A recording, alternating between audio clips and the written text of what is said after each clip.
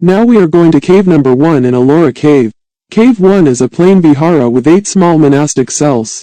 It may have served as a granary for the larger halls.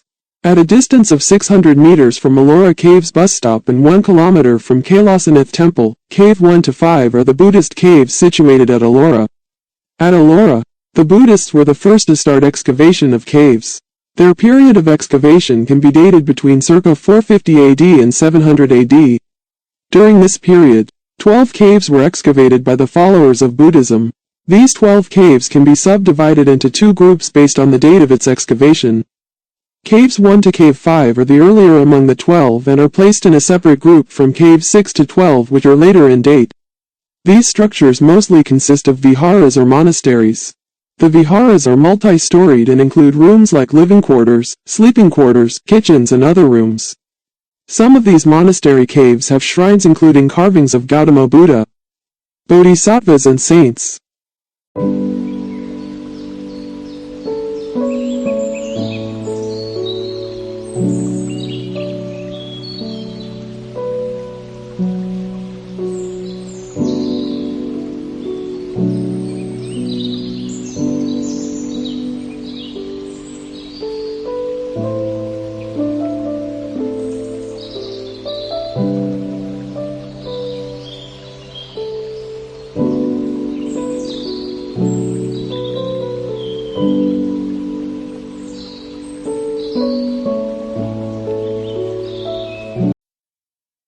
Cave 2 is much more impressive and is dedicated to Lord Buddha, reached through a flight of steps. A large central chamber supported by 12 great square pillars is lined with sculptures of seated Buddhas. The pillars are adorned with cushion brackets. The doorway into the sanctuary is flanked by a muscular Padmapani, holding a lotus, and a bejeweled Maitreya, the future Buddha. Both are accompanied by their consorts. Inside the shrine is a stately seated Buddha on a lion throne.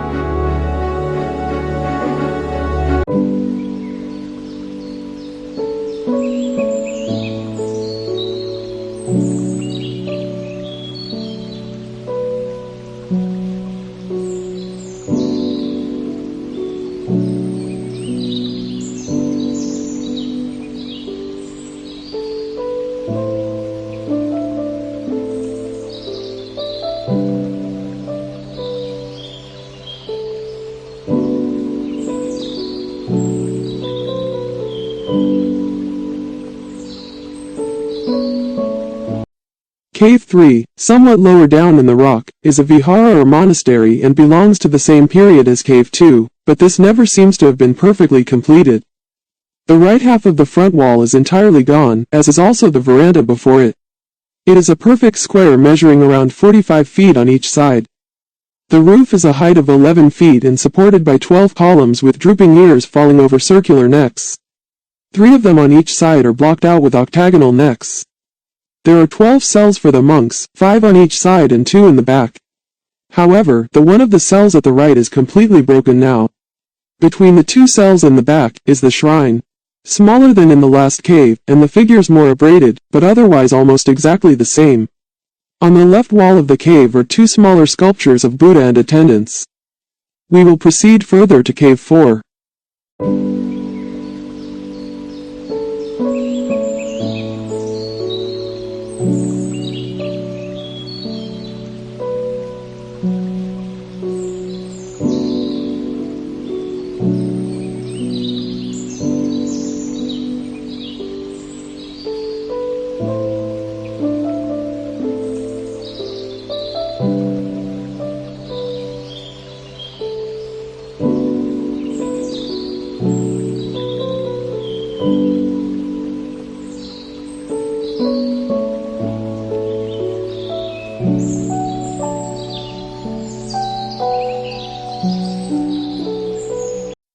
Cave 4 is much ruined, the whole of the outer half of it having disappeared.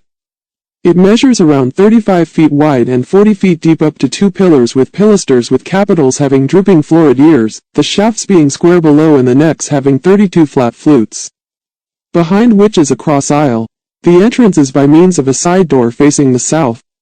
At the left end is a prominent figure of Padmapani seated like a Buddha, with a high head dress. A small image of Buddha as a crest on the front of it, and his locks hanging down upon his shoulders, a deer skin upon his left shoulder, a mala or rosary in his right hand, and clasping a lotus to his left thigh. He is attended by 2 females, one on his right hand with a rosary, and the other holding a flower bud. Above the first is a standing Buddha or Bodhisattva, and over the latter Buddha, seated cross-legged on a lotus, or Abhaya mudra, with his right hand raised and the left down in the attitude of blessing. This scene is extremely rare where Padmapani is larger than Buddha. The back wall is pierced with doors to 2 cells and a shrine. The dwarapalas are carved with elaborate headdresses, and a dwarf stands between each and the door. In the shrine Buddha is seated in the usual teaching attitude with a nimbus behind his head and the sacred Bodhi tree rising from behind it. The attendants in this case stand behind the throne and are carved in bas-relief. The tall attendant on his left is richly dressed and with a janvi across his breast. The other is destroyed. In a cell on the south side of this cave is some sculpture. The left side of it is broken away, and is now blocked by a massive rock that has slipped down from above. The figures are principally Buddha with attendants, and a female with rosary etc., but to the west of the door is a Padmapani. And half of what is already described in the last cave as a sort of litany, only that there are 2 supplicants in each case. And that a smaller flying figure of Padmapani is represented before each group.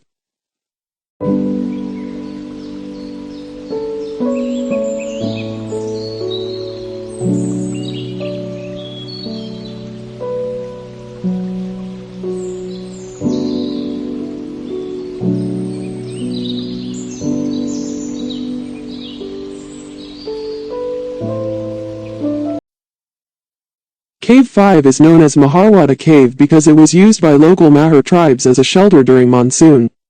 This is a vihara, or monastery, and measures 117 feet deep and 59 feet wide.